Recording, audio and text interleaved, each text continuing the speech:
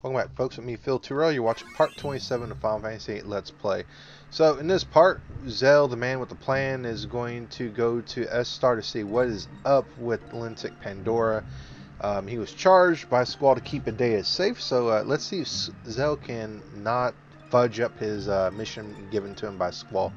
So, to enter Esthar, you're going to have to enter the city, follow the roads a little bit until you head to the center, which is where that giant building in the middle is. When you get a road that ends, like just stops in the middle of the city, like this right here, you'll be taken right into the city. You don't need a car. You can just run into the city, like just follow the same path I did. And there's several ways to enter the city, but they all end up in the same location, which is this right here. Now, there is serious music playing right now, but there are no enemies at the moment in Esthar. And actually, I won't be fighting any enemies inside the city except for the mandatory one. A few things I would recommend is to, you might want to save and heal at the save point. And remember that when you save at the save point, when you leave the save point, it will automatically heal you. So there's no need to use a tent or a cottage or anything like that. Now, you might want to make some mental notes about the locations and how to get to certain places in Esthar, because it's going to be very important if you want to get inside of Lunatic Pandora early, and I would recommend that you do so, because there's a lot of good rewards in Lunatic Pandora that you might want to get hold of early on, because we'll actually go back to Lunatic Pandora with Squall. Zell's just an optional time that you can get to it. If you talk to a lot of the people here, especially the older folks, the adults, they'll mention how they haven't seen anything like this in 17 years, and actually it's kind of interesting. If you read into the lore of Esthar, you actually find out that a lot of the young people of Esthar don't know much about the days of their country when it was ruled by Adel, and the older generations keep them ignorant. It's kind of like a taboo. So a lot of them don't know what Esthar was way back in the day. It was very, from the way it sounds and the lore and the extra information that you get from this extra source materials and all that. I guess not really source materials, but other points of context. It's really authoritarian and all that stuff. You couldn't do anything in Esthar without getting Adel's wrath on you. Now, the path I'm following here, that soldier right there, we're going to talk to him whenever the Lunatic Pandora thing starts, or when it actually comes into the city, and we're going to exactly remember where that place is with that car. And then whenever you're done, you can go see Dr. Odin, but I'm just showing you exactly how to get to that spot, because that's going to be where we're going to board Lunatic Pandora. So let's go ahead and go to Dr. Odin's lab, and then we'll go talk to the good doctor, and we're going to try to get an understanding of the situation. So let's go ahead and talk to his lab assistant, and you will say yes, that we're here to see him. And then that person, they're literally just floating. They're not even walking. They'll say that the good doctor's in a good mood. So we'll just examine the elevator, sit on it, and then we will be taken upstairs.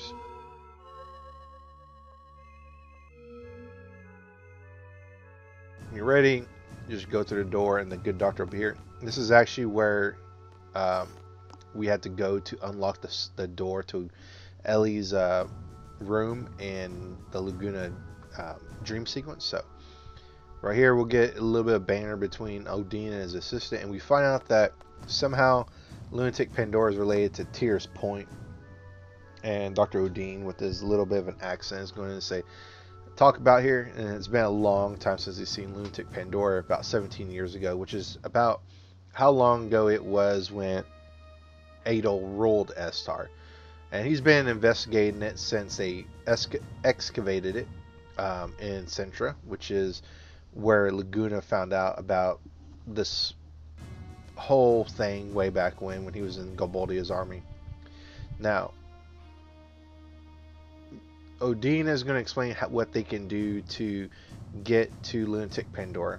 So he says that this is going to be bad, and we can go inside to try to stop it. And do we really want to do it? And Zell's going to say, yeah, sure. I'm going to be the hero, not Squall. I'm going to be the hero. we'll show Squall what's up. So, Lunatic Pandora is right now over the ocean or sea, whatever you want to call it. It's going to cross the continent and it's going to cross over Esthar City, going west to east. And, well, there's going to be 3 points of contact that we can board Lunatic Pandora. I've always landed on the first one. It's going to take 20 minutes to get through the city, and this is the first point. And that's the part where I said, hey, make sure you make a mental note of where that car and those people were. We're going to have to board it there. Now, if you for some reason, if you miss it, you can get on it from the second contact point. And then the third one is probably the other easiest one to remember, which is just north of the shopping center. And you're given time intervals to board it. Now, for whatever reason, if you do not board Lunatic Pandora, I never had this ever happen, but if you don't, then you'll just skip right to Squall being in space. So you're not going to get a game over. So if Zell screws up, you won't get the game over screen. So you can go ahead and talk to Dr. Odin for more information if you want, or just to remind where the contact points are. But if you ask about Lunatic Pandora, it lets you know that Pandora has an effect on the moon, and that's more the immediate problem than Galbaldia. And if you combine Pandora with Tyr's Point, you maximize the effect that Lunatic Pandora has with the moon and the monsters that are, spoiler alert, on the moon. So that would be a very bad thing. So once you leave the laboratory, that's when the countdown begins. And what I'm going to do is I want to get to the first section, and then I'm just going to speed up the footage. That way we can get through there really quickly. Otherwise it'd take forever. So where is it? There it is. And what's interesting about it, something I do like, is as Lunatic Pandora moves to the city, you can actually see like some shadowing and all that. So that's pretty cool. So you can see it through the city as you progress. And Galbaldia soldiers and their machines are in here. So you will get into some fights here if you don't have encountered none equipped like I do. Which they're not hard fights at all. They're super easy fights. By now you already know what Galbaldia has, like as far as soldiers, machines, all that stuff. Not scary at all. Go to the right over here, and then we're going to follow one more screen, 2 more screens. You can just skip past this car, keep on going, and then talk to the soldier right here. If you talk to him during Squall section, he'll give you a free copy of I was about to say, what are you doing, Phil? You'll get a free copy of I can't think of it, Combat Key number 4. So talk to him again once his little soldier buddy talks to him. He'll give it to you, and this will teach is it the final beat combo? I'm trying to remember. Anyways, really neat limit break. Now I want to go ahead and jump cut to the 15-minute point, and Lunatic Pandora will arrive here, and Zell's like, oh man, this thing's huge. So Galbaldia will open the door and come and fight us. For whatever reason, all they had to do was just keep the door closed, and we would have never been able to get in. But they decided to be stupid. So really simple fight. Just attack the soldiers, take them out, and then we'll be entering Lunatic Pandora.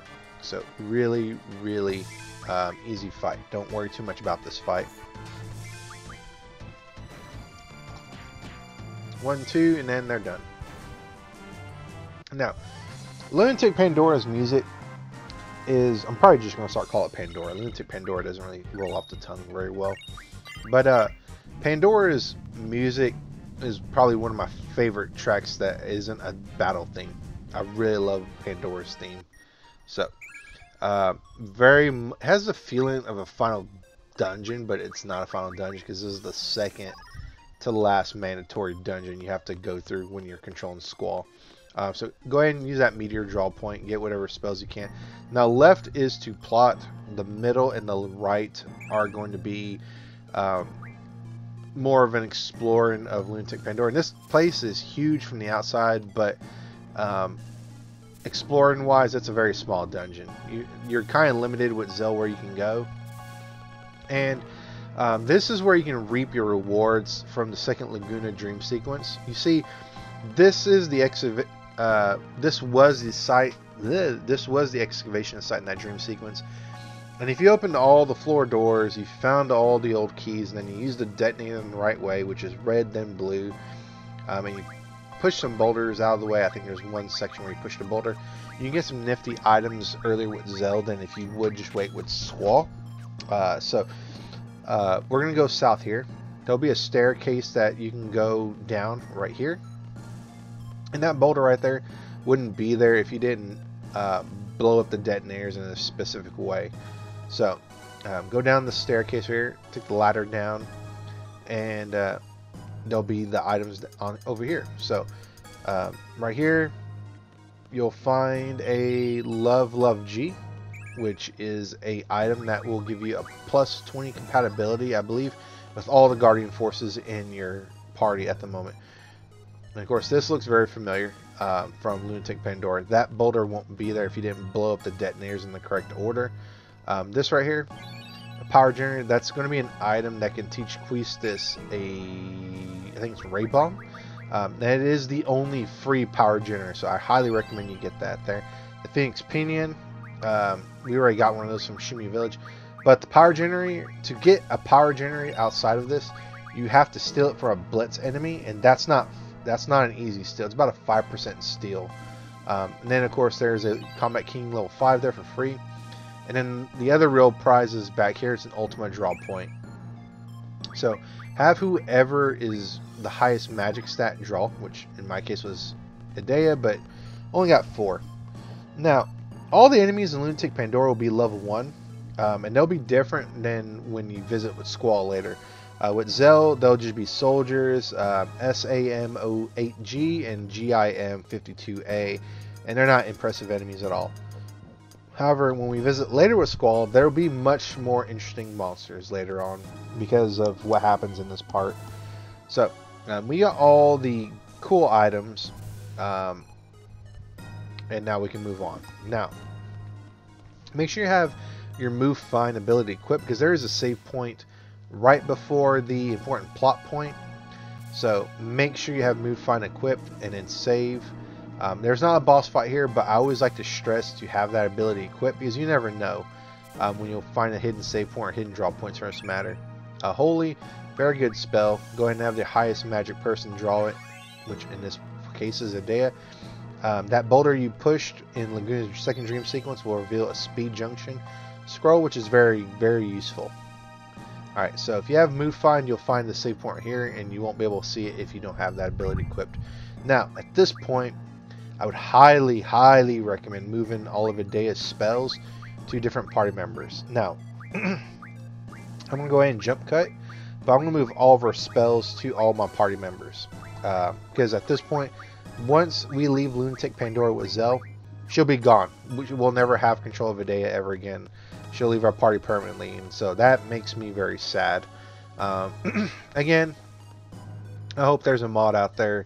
I probably haven't looked hard enough where the mod somehow puts Idea in the party, which, you know, there would not be any plot significance because there's no dialogue with Idea after this point, but I really wish there was. Now, this is the Guardian of Lunatic Pandora, but we're not going to be able to fight because it's going to have plot armor here, and it's going to be like, you're not the main character, get the hell out of Lunatic Pandora. So now it's responsible to throw us down the trash chute, and we'll see how huge Lunatic Pandora is here. You could see how big it was in the previous part's FMV, but this thing is massive. I want to say this thing is like 3 miles high and like a mile long. So really big, really big object that just happens to be floating. Now, as you can see here, it has some kind of effect on Tyr's point, and it's kind of interesting what this thing really does when it's combined with it, which we will see in this part. Don't worry. So it's kind of interesting that statue's cracking. It looks like it's kind of crying. So, which is interesting. I wonder if Esthar built that stuff around Tyr's point. But yeah, It's so huge you can still see it in the background. And Idea is like the lunar cry. And kind of ominous she says that. So we're going to leave and we'll be greeted to an FMV of Squall and his crew in space. So we'll see if it hurries up. We'll see space astronauts and all that happening here in a little bit. Losing track of my words, but really cool. We'll see the president here who is talking to his crew, and he says, yeah, and I hope they don't cause any problems. And then he's like, shall we put the troops on standby? He's like, nah, I have a feeling we won't need to.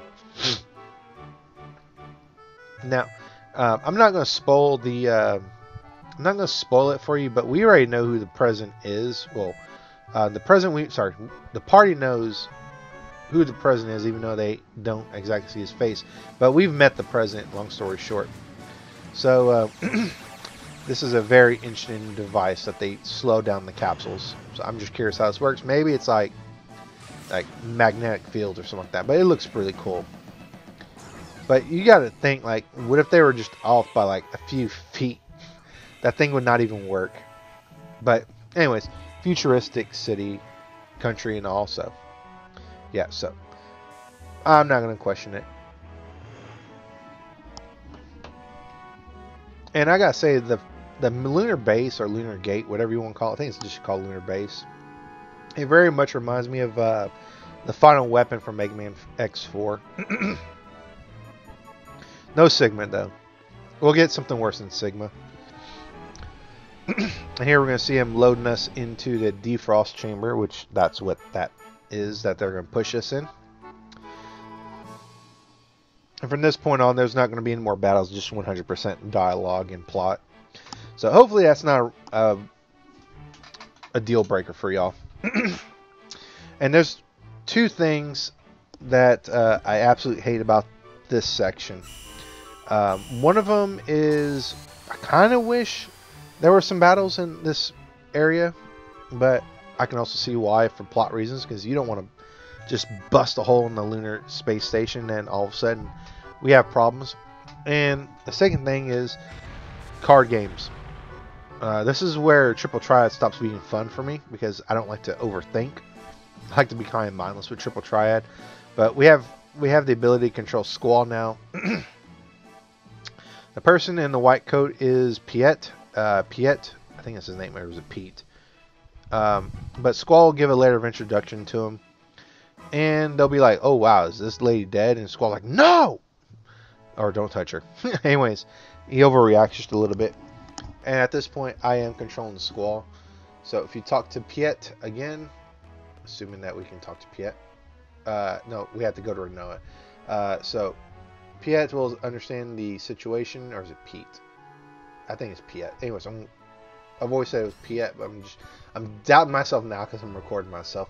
Now here, save your game. Save your game before you play any card games. I promise you're not gonna like card games in Lunar Base unless you like playing with all the rules that are available. So it took me a few tries to get Alexander. You see here, all the rules are there.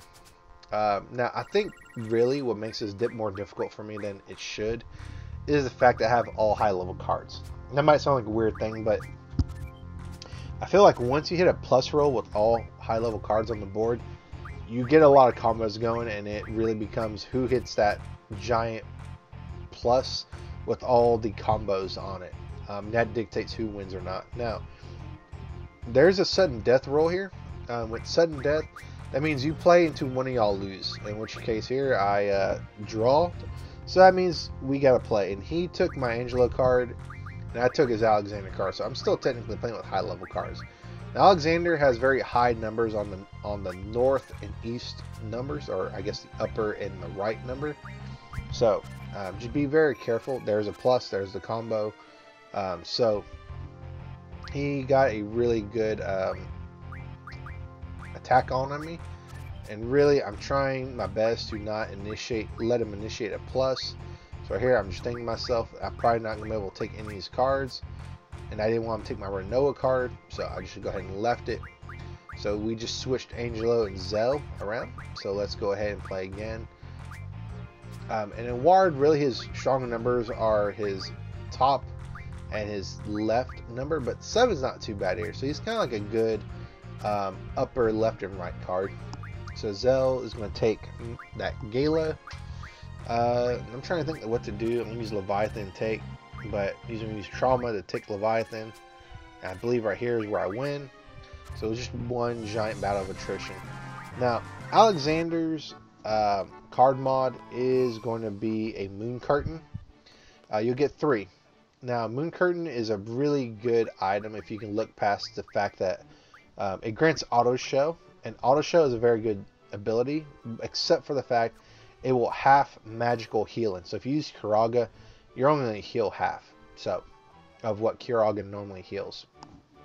So that might be a deal breaker, but I like Auto Show, and I tend to have it equipped for the end game against Ultimecia, if I remember. But I like to keep Auto Protect, Auto Haste, Auto Shell equipped to my party members. And any kind of strength plus 60, magic plus 60, all that. Now, at this point, you can go to the control room, but I'm just going to go ahead and hit up Ellone to win Laguna's card. This one takes forever. I freaking hate playing Ellone. To me, she is the hardest person to beat in Final Fantasy VIII because of all the stupid rules. Now, I know some people will be like, whoa, Phil, technically when you have to fight the card group again aboard the Ragnarok, they also have all the rules. Well, you don't have to play those people. They're only there if you want to get cards again. Now, I made that seem very simple, but I can promise you I spent a lot of time trying to beat her.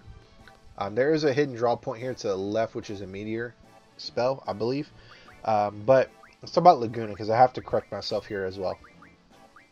Laguna's card will mod into 100 heroes, which a hero is an item that makes a party member invincible, which means nothing will hurt them. Now, earlier, in one of the earlier parts, I said that Cypher's card does this. That's incorrect. Cypher's card will card mod into 3 diamond armors, which teach Guardian Forces, the Guardian Force HP plus 40%, which isn't very helpful. That's one of the least valuable abilities that you can have a Guardian Force on, because if you don't really use Guardian Forces, and you really should need to rely on Guardian Forces to beat enemies, it's kind of a useless ability. Now, I just keep Cypher's card. So I'm going to go ahead and save. That way I don't have to worry about having to lose those cards for whatever reason. Or for whatever reason my game crashes. It hasn't crashed outside. Well, yeah, it has crashed. But anyways, I digress. I'm not going to talk about that. So let's go ahead and go into the control room. And we'll be treated some FMVs here. If you examine the control room your other party member goes to, you're going to see the beginnings of the Lunar Cry. Now, those red little clouds that are moving on the surface of the moon are monsters. And they're migrating towards a singular point on the moon. And they say that the lunar world is a world of monsters. And the Lunar Cry is an event that takes place with these monsters. That's how monsters end up arriving on the Earth in mass, I imagine. I imagine that they also were always on the Earth, but it just so happens that, you know, they're also coming from the moon.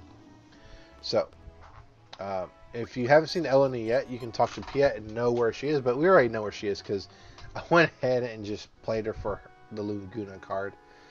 They also make a note that 100 years ago this happened, and I like to think it happened more than 100 years ago, because I don't think 100 years is enough to rebuild civilization to the degree that Esthar and Galbaldia exist.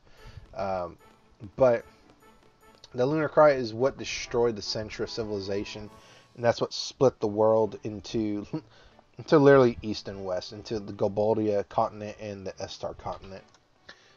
So now if you talk to these people here, they will mention that Adel's tomb has 2 levels of seals, and it also jams a lot of signals around the Earth, which is why radio signals don't work, which is why television does not work at long range. It has to work through cables and not signals. And the president is personally inspecting the inspection they overthrew Adel 17 years ago. And they say he was responsible. He was responsible for sealing Adel, which is kind of interesting with that Laguna Dream sequence. So there is a side room here that you can go into for later plot reasons, but there's no reason to go in here yet. So you don't have to, but I'm just showing it off. And you also make a mention that when you're in space, there's a 20-minute time limit in the suit and a 5-minute emergency time limit for air. Which is kind of interesting. These people seem like they go out there more than 20 minutes. So let's go and talk to Ellone. Let's go and progress plot. And everything just goes foobar from here. At least for the space station. So go ahead and use the draw point there if you haven't used it. Again, Meteor is a very good spell for strength, HP, and other random stats. But I think HP and strength are the best ones. So Ellone will apologize to Squall, saying that, you know, she involved them. And then, you know, she'll say that she knows how much she was loved. And Squall will even ask her to send him into Rinoa's past and attempt to help her and avoid the situation that got her in this mess. However, she doesn't know Rinoa. She has to know Rinoa in order to send somebody into that person's past. So Squall wants to try to warn her, and Ellone is like, you don't want to lose her. And Ellone here breaks the news that she can't do it because she doesn't know Rinoa. However, Squall did bring Rinoa with them, so she can meet her and know her. So really, really cool. Really cool that we got Ellone. She's fallen. So let's go ahead and do this plot. So when you go this way, the screen will black out, and we're going to get a very, very sticky situation that starts here. Now, right here, Rinoa is going to wake up. Spoiler. And the Sorcerer's theme will start playing. And this is where shite will start to go foobar. So they'll say there's an emergency in the infirmary, medical room, med lab, whatever you want to call it. And Squall's like, that's where Rinoa is. It doesn't look good, Ellone. You better go wait in the control room. And then Squall will send the other party member to be on watch for Ellone. So if we go here, Rinoa just chunks this dude out of the med lab. If you try to approach Rinoa, she will do the same thing to Squall. Squall will make a comment about what's happening. So she's going to walk around zombified, knocking people out of the way, including us.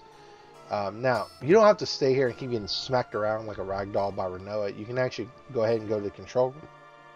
Excuse me.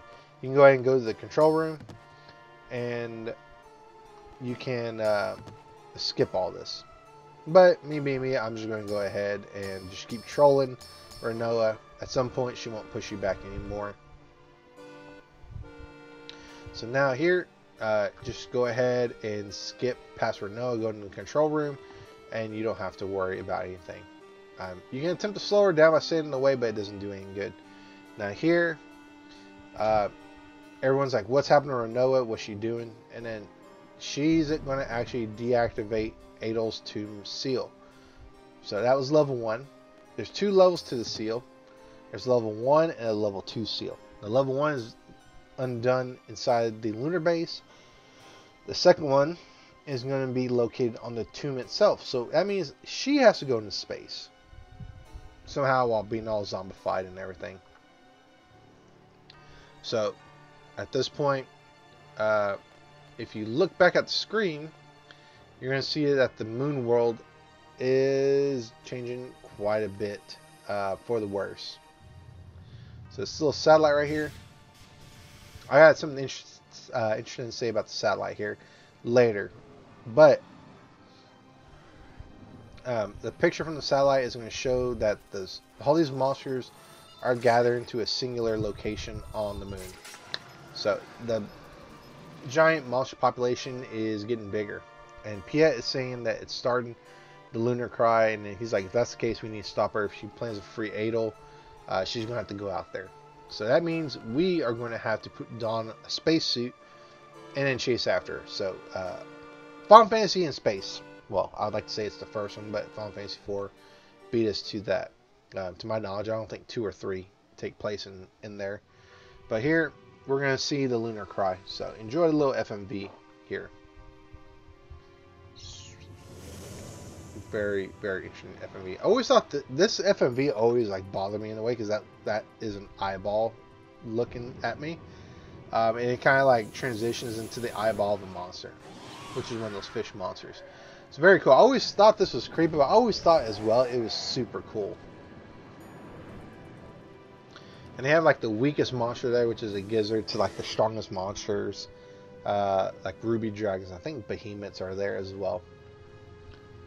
So this event is magnified by Lunatic Pandora being at Tira's point. So now, why would they want to bring monsters down to the planet? It's not like we already have plenty of monsters already. So let's see what happens, shall we? I feel bad for... I'd say I feel bad, but I kind of don't, because they're monsters. But the monsters that get lost on the side, like... Ah! Anyways. And we get this awesome music from when... I forgot what it was. When the garden first became mobile. But we learned that Rinoa went into the to the dressing room for the spacesuit. So while acting all zombified, she got into a spacesuit. And Squall's like, Rinoa! So we'll go into this room, which has a spacesuit, and then we will get dressed, and we'll have to go out in there. And this part here, the song, this reminds me of Final Fantasy IX. I want to say it might be something to do with maybe Limblum. I want to say it's either Limblum or it's or well, I guess the airship is considered Limblum, the first one, anyways. So. What's interesting here is the three gentlemen that are coming out is actually the aides to the president and the president himself.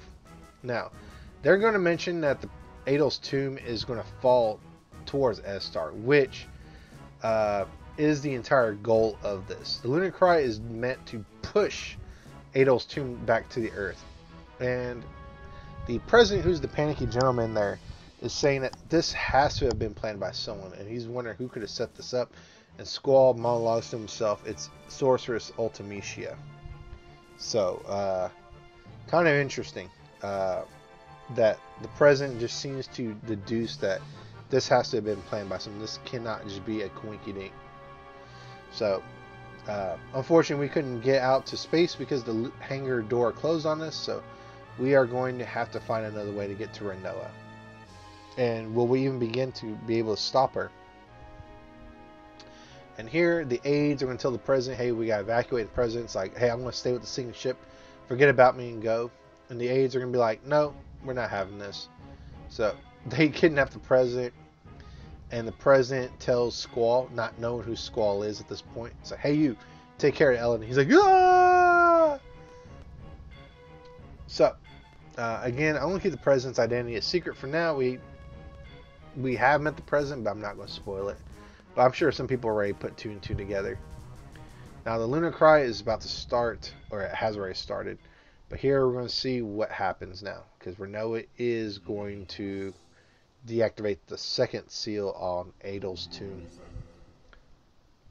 Who is, I guess at this point in time, she is the most powerful sorceress on the planet, with Adea being the second. Ultimately, she is not born yet, according to Adea. And Adel is enormous. She's a very tall woman. And for the life of me, I can never pronounce the giant lady from Resident Evil 8. But she's massively tall like her. So, with that, the seal is done.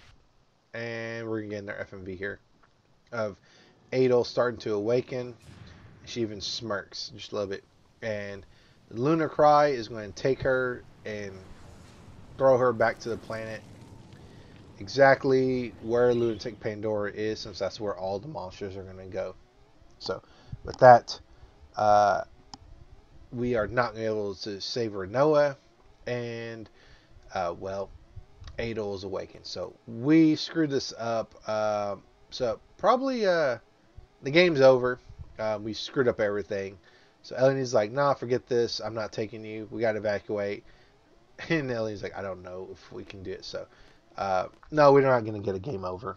But it certainly seems that way because everything's going foobar. Now, what's interesting here is if you go back, that little satellite I was talking about earlier, I was going to mention it. If you go back and examine the control panel, you will see the satellite get destroyed by the lunar cry, which is very interesting. I didn't know that until just maybe today, which is when I started recording, of course. But Adel's tomb is going down for the ride. It's going to land inside of Lunatic Pandora somehow, and Lunatic Pandora is going to receive Adel's tomb, and it's going to catch her and slowly bring her to a stop inside Lunatic Pandora. And the thing about Lunatic Pandora is the giant crystal thing is called the I forgot what it's called, the crystal pillar, which is kind of interesting. This is the crystal for Final Fantasy VIII. There's generally like a crystal for every single Final Fantasy, but in this one, this is the crystal in Final Fantasy VIII. That melt down there is on the left, so make sure you go ahead and draw from it. Very useful spell if you don't get Doom Train. And here, Squall loses his shot. He's like, God! Rinoa's gonna die. I can't take it. Ellone, please. I've never felt this way in my life. And we need to evacuate. We don't have time for this right at this very second. So Ellone will say it may not work, but she will try. But Piet's like, we have to go now. And he makes mention that the life support system of the suit will only be 20 minutes with 5 minutes of emergency power. So go ahead and get inside the I don't even know what that's called. Like the,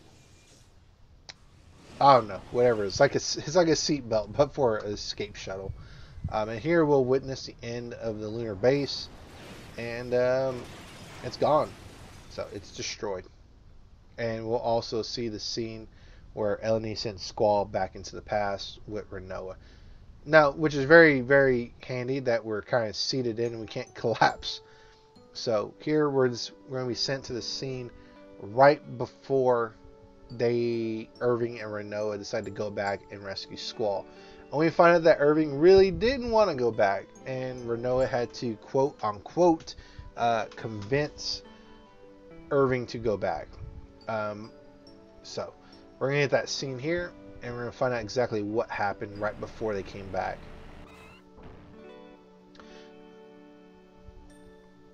And Irving's like, well, they'll be fine. When the time comes, they'll bust themselves out. And Rinoa's like, Squall might say, but no one has ordered me to escape, and then just stay there. And she doesn't want that to be on her conscience.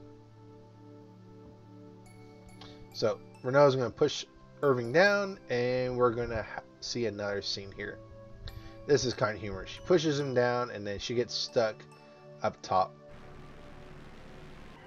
Now, I'll be honest with you, with the visual mods here, I legit thought that it was going to freeze. I don't know why, but I always have the fear that these visual mods would cause my game to crash in certain story segments. But luckily, it only happened twice. Now, the second scene is going to be where Rinoa asks Zell to get Squall's ring to make a copy of it.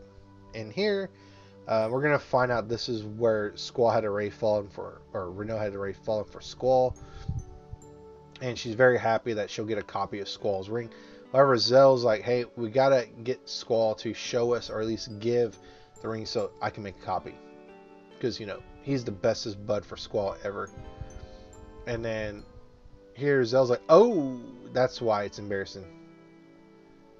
And Rinoa tries to play it off by saying, no, it's not what you think, but it is. But unfortunately, that was not where we find out the information we need to find out.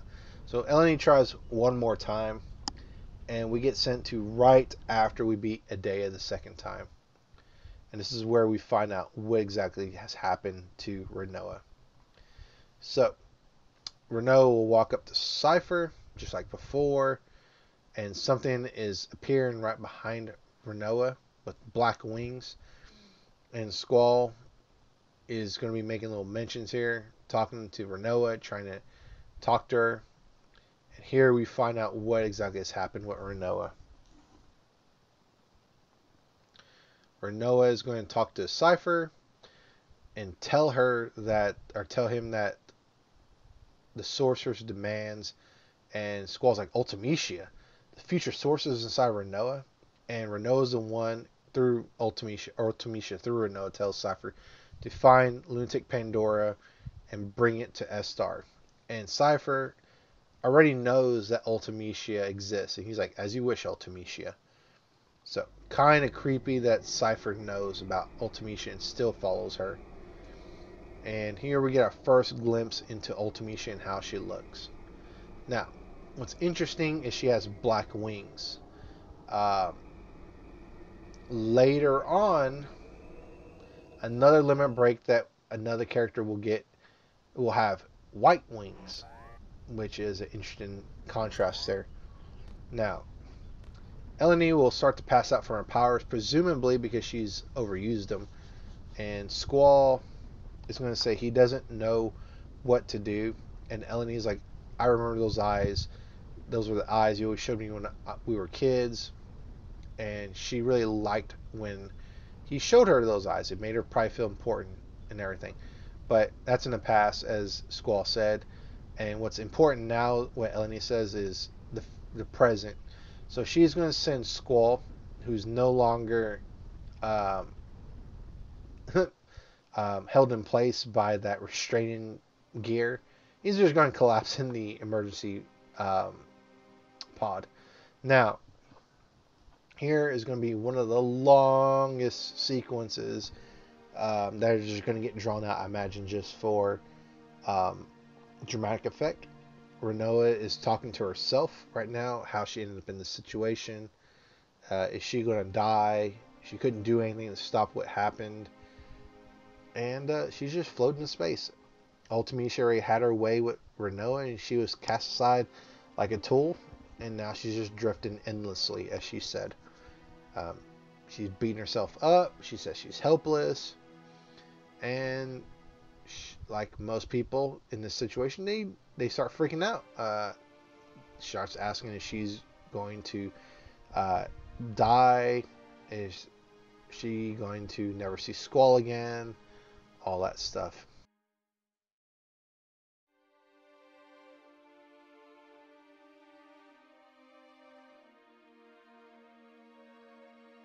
And she's coming to terms with, this is it. This is it. I'm not going to have any more air. She says, I'm gonna, and then we get a little bit of a cut in, says, oh, never mind, not yet. She says, I'm gonna die. And I remember watching this for the first time, and I remember feeling a certain way about this. I was like, man, this is pretty deep. This is really deep. And I decided to just speed it up and ruin the immersion. Her last thoughts are about Squall, and Squall's like, Rinoa, no!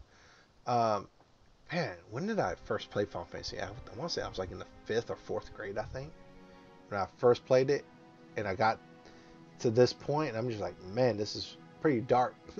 But I liked the story, even though it was hard for me to comprehend it at that age, but still, very fun game.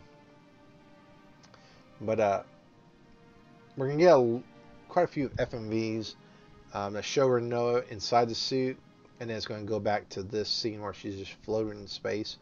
But we're going to start seeing her lose consciousness. So rather dark scene. But luckily, she's not going to die, so that's always a plus. Man, and for when this game come out like 1998, 1999, I guess. Man, the FMVs, I know they've been upscaled probably, but man, I remember thinking to myself, man, this looks like freaking real. I think this is probably my second PlayStation game. But Squall's going to be like, Rinoa, I'm here. Listen to my voice. And she's starting to pass out from, I guess, lack of air, asphyxiation, whatever it's called when you run out of air. Like I said, this sequence is so drawn out, but like I said, it's probably for dramatic tension. Now, Squall's going to keep repeatedly talking to Rinoa, hoping she hears his voice, or he hopes that she hears his voice. And eventually, well, it happens. We'll see here in a minute where she will somehow, through the power of plot and Squall's voice, open her eyes and see something that reminds her of Squall. Now, yeah, 3 times speed that pass feel. Whee! Remember that ring that she took from Squall? Well, it just so happened it's going to save her life. So she's going to see Squall's ring, and she's going to remember she has to get that Squall back to get that ring back to Squall. So she's going to wake up, and she's going to remember that she has emergency air, 5 minutes of emergency air. She's like, I'm still alive. So that's pretty good. However, you're not going to be very much alive if you don't turn on that emergency air, Rinoa. So let's get to hitting that button. So she's like, Squall? Nice attention to detail. That little panel that just came off her suit. So there, she's given a lifeline of 5 minutes of emergency air. So that's rather cool. So Squall's gotten the answer he needs. He's saved Rinoa from dying from lack of oxygen. Squall's going to thank Ellone, and he's going to call her sis once again. And really, really awesome character growth from Squall right there. He's learned to embrace. Well, I feel like he's learning to embrace the person he used to be, relying on his sister, that he calls his sister, and I really like that. I really like that. Now, we're going to be given one mini game here, which I don't fail, which means I don't get a game over. But if you do fail to do this mini game correctly, it does give you an option to retry. So you'll go into space, and there's no way for me to go back, or for Squall to go back.